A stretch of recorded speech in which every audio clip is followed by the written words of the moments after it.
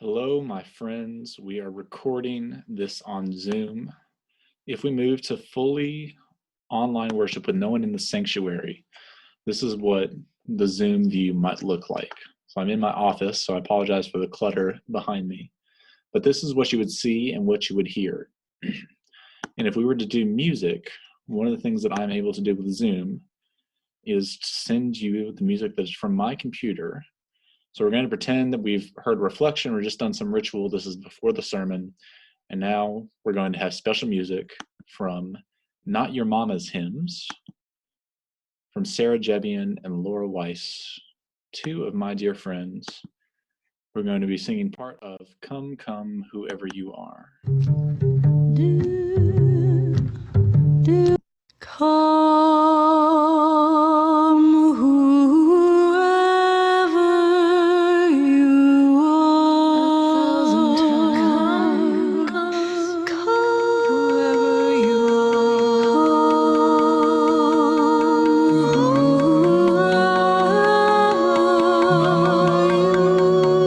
You've broken your vows 1,000 times.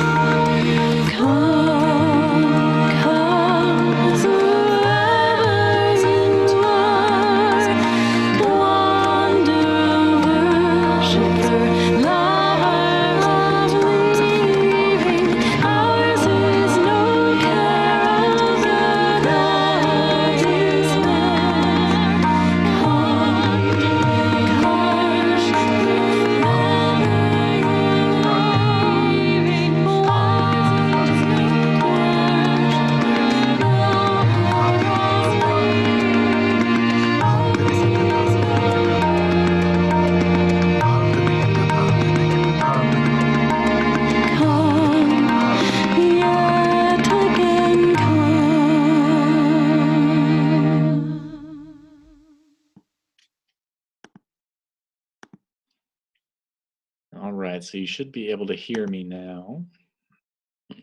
And depending on what my screen is showing you different things. So I'm going to stop screen share, so you should see my face now. And then we would go into our sermon or our message. And as you can imagine, today's message is about ways to connect to one another that honor the meaning of come, come, whoever you are. To come into a space of worship when we are not meeting in person, we are meeting digitally. So the plan for next week is for there to be a crew who comes in to lead worship via the live stream in a similar format, and for people to participate through watching the live stream from our website, uurestoration.us, to channel into the Zoom connection to see up close and personal and to be able to interact with us, or to watch on Facebook Live. These are ways that we are thinking about helping create new kinds of connections. There will be a closed Facebook group that is our internal site where people can communicate their needs and their hopes if they're in any kind of distress, feeling great sorrow, great concern, or to express great joys, that our Facebook page might become a place where we can deposit those. Then we'll have a public Facebook page for UU Restoration Philadelphia, where our service will be live streamed. So I'll be posting a link on our internal Facebook page. We've had only one. Now we actually have two. So one is going to be our internal private one, and one is going to be our public out-facing one, where folks can watch our worship service there.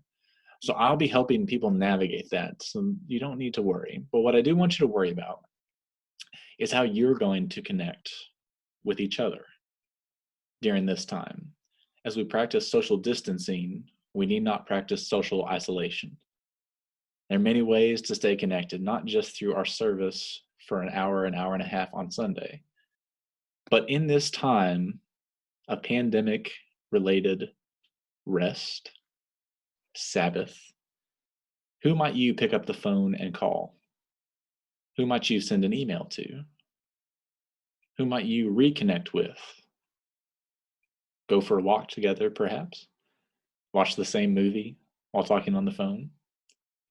There are lots of ways to remain connected. Not everything is canceled, as our reading said today. Relationships are not canceled. Self-care is not canceled. This is just a new model of living. And speaking of new models, we are encouraging you to explore this model that we're calling the house church model. If you are feeling comfortable with your technology and with your level of health and safety, and you're willing to have people come to your home instead of coming to the sanctuary on Sundays, especially those people who don't have the technological capabilities, equipment, Wi-Fi access, if you're willing to host those folks in your home with a nice big screen where you can watch our online worship service, this is the house church model where you get to have fellowship and community on a smaller level.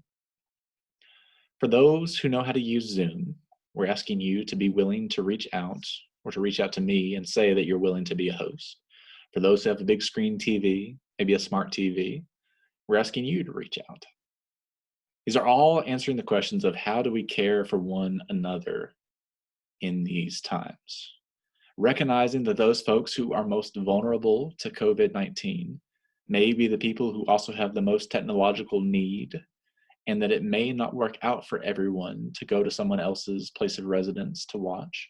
We're offering the Zoom application where someone can simply call in on a phone line and listen to the service, even if there's no video. This is a way to reach out as much as possible, but that requires each one of us to reach out as well. Who haven't you talked to in a while? Who have you been missing? Now is the time to reach out, friends. Now is the time to see how we're doing. See who needs help with rides, who needs medicine delivered, who needs help fighting the isolation as much as fighting the disease of the coronavirus. We will be posting videos like this one onto YouTube so that people can easily watch our sermons, parts of our services. We think that with our copyright license, we can post them to Facebook. We can post the whole thing to YouTube if we want. We're going to double check on that. I will be posting videos like this that have spiritual resources, funny stories, maybe mini sermons, ways to do some of our adult education classes that we were planning for this spring. For however long we need to do it, if we need to do it digitally, we will do so. I want to offer up that Barrington Walker, our young minister information, is offering a similar program that he has developed and started called The Center. And it's an online digital program where you would meet with Barrington. It's a new organization that's developed for local, national, and international community-based manifestation of health, healing, and transformation of physical, psychological, and metaphysical modalities. If you're interested in working with Barrington and getting some life coaching and how to access all the different parts of your life and health, be in touch. It's one of the programs that we'll be offering digitally as a way to reach out and connect with one another. As we mentioned in service, all these things are changing all at once. It seemed like things were going along at a slow pace until all of a sudden it ramped up to an incredible speed, and it felt like things were spiraling out of control. This is the origin of the phrase going viral. There are videos and memes and pictures on the internet that come out of nowhere and become extremely popular and extremely populated very rapidly. To go viral means to become famous almost overnight. You can understand the expression now. So while this might seem like a cancellation of all the good things about our congregational life, it's also a great act of solidarity with those who are most vulnerable to COVID-19. Suspending in-person worship is a huge step, but it's also a huge act of love for those who might be susceptible to the disease. So it shows me that we are capable of solving the world's problems if we put our minds to it. I mean, the NBA shut down, March Madness is shut down. All these money-making institutions are shutting their doors. It gives me a sense of hope that if we really put our minds to it, we could really solve some of the world's problems. It's a question of want to. So I'm finding the beauty and the silver linings in these hard days. I'm reading the story of people in Italy who are under quarantine and confined to their homes, who go out onto their balconies and start a cappella concerts, bringing out instruments and singing together in beautiful voices. I see pictures of the medical team from China, most responsible for helping more than 50,000 people recover from COVID-19, who instead of taking a break, got on a plane to go to Italy to help them deal with their health crisis. I see the stories of the Cuban scientists who are finding antivirals that show effectiveness against COVID-19, and instead of marketing it or patenting it to make a whole lot of money, they're sharing it free of charge. And I'm reminded of a post that I saw, the ultimate silver lining, that said, friends, we need to keep in perspective here. No matter what happens over the next few weeks, the real winner here is dogs. Because dogs all around the world are experiencing an unprecedented surge in a situation known as humans being home. So if you have a furry creature who's wagging their tail with you being more present in the house, embrace it and be present. Be present with them, with your pets, with your children, with your families, with your friends. This is an invitation to be quarantined away from the stuff that distracts us from that which is most important. It's an invitation to find a way to be more connected, a new way to be more connected, perhaps, a new way to be home. So in my tradition, we're still in the season of Lent, the period before Easter, which is often denoted as a time of giving up things, breaking bad habits, giving up bad habits. As we said in our service on Lent, it's not necessarily about what you have to give up, that which is canceled from your life. It's also about what you take up. What is the new thing that is going on in your life? The new practice, the new skill, the new ways to simply breathe, to play, and to plan with hope for whatever it is that comes next. That's our hope in this time of pandemic, is that we not let it isolate us, but we let it challenge us to find new ways to be in community.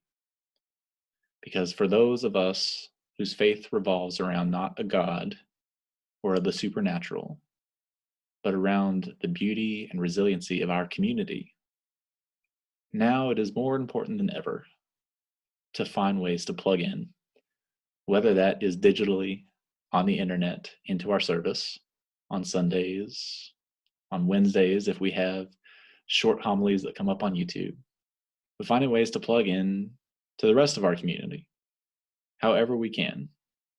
And maybe that community is changing day by day. It will be what it will be, friends. We are building the boat as we sail it. But I invite you to meditate on these words from my colleague, the Reverend Lynn Unger, who wrote a poem called Pandemic. Pandemic. What if you thought of it as the Jews consider the Sabbath, the most sacred of times? Cease from travel, cease from buying and selling. Give up just for now on trying to make the world different than it is. Sing. Pray. Touch only those to whom you commit your life.